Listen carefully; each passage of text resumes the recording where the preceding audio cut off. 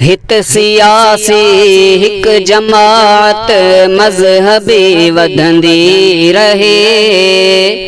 हित सियासी हिक जमात मज़हबी वधंदी रहे। बातिलन जी जीअं बधी ताक़त मगी टुटंदी रहे। बातिलन जी जीअं बधी ताक़त मगी टुटंदी रहे। हित सियासी हिक जमात मज़हबी वधंदी रहे। बातिलन जी जीअं बधी ताक़त मगी टुटंदी रहे। बातिलन जी जीअं बधी ताक़त मगी टुटंदी रहे। दीन जे यर दुश्मनन खे मुल्क जे ऐवान में।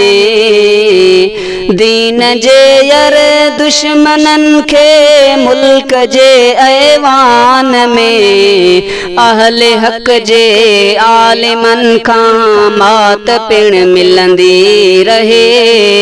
अहले हक़ जे आलिमन खां मात पिण मिलंदी रहे। बातिलन जी जीअं बधी ताक़त मगी टुटंदी रहे। हित सियासी हिक जमात मज़हबी वधंदी रहे। बातिलन जी जीअं बधी ताक़त मगी टुटंदी रहे। बातिलन जी जीअं बधी ताक़त मगी टुटंदी रहे। आलिमन जी रहबरीअ में वाट सियासत जी वठी।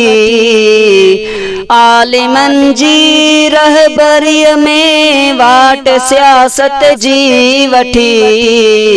कारवां हलंदो रहे ऐं लाटका बरंदी रहे। कारवां हलंदो रहे ऐं लाटका बरंदी रहे। बातिलन जी जीअं बधी ताक़त मगी टुटंदी रहे। बातिलन जी जीअं बधी ताक़त मगी टुटंदी रहे। हित सियासी हिक जमात मज़हबी वधंदी रहे। बातिलन जी जीअं बधी ताक़त मगी टुटंदी रहे। मुल्क जे हर हिक इदारे में रुगो उलमा जी। मुल्क जे हर हिक इदारे में रुगो उलमा जी। जाहिलन जी जाइ ते भरती सदा हलंदी रहे। जाहिलन जी जाइ ते भरती सदा हलंदी रहे। बातिलन जी जीअं बधी ताक़त मगी टुटंदी रहे।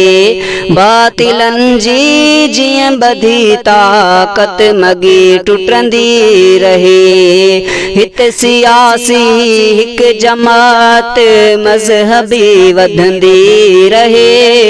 बातिलन जी जीअं बधी ताक़त मगी टुटंदी रहे। दीन जे कानून जी था ॻाल्हि कनि ऐवान में।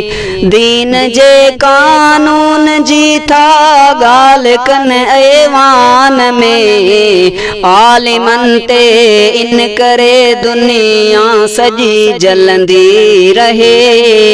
आलिमन ते इन करे दुनिया सॼी जलंदी रहे। बातिलन जी जीअं बधी ताक़त मगी टुटंदी रहे। बातिलन जी जीअं बधी ताक़त मगी टुटंदी रहे। आलिमन खां बातिलन जी हर जमात जा बजा, आलिमन खां बातिलन जी हर जमात जा बजा। हाल मुस्तक़बिल अंदर ऐवान में छुपंदी रहे, हाल मुस्तक़बिल अंदर ऐवान में छुपंदी रहे।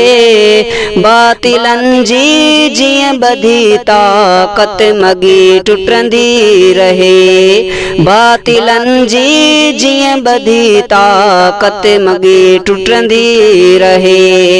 हित सियासी हिक जमात मज़हबी वधंदी रहे, बातिलन जी जीअं बधी ताक़त मगी टुटंदी रहे।